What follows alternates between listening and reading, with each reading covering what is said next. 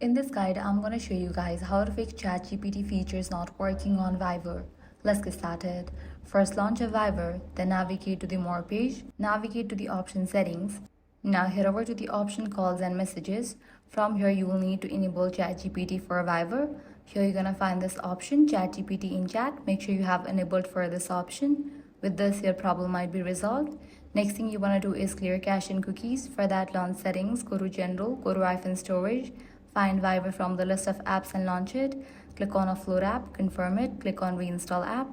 If you're using Android device, press and hold on the VIBER app. Select the option App Info, go to Storage, click on Clear Cache and confirm it.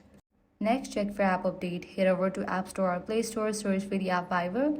If you find the option Update, click on it. Lastly, if the solution didn't work out for you, check the server status of OpenAI. Launch your preferred browser, navigate to this website, status.openai.com. From here, check whether there are any outages. If there are any outages, wait until the problem will be restored from their end. So that's it. If this guide helped you out, do not forget to like, share, and subscribe.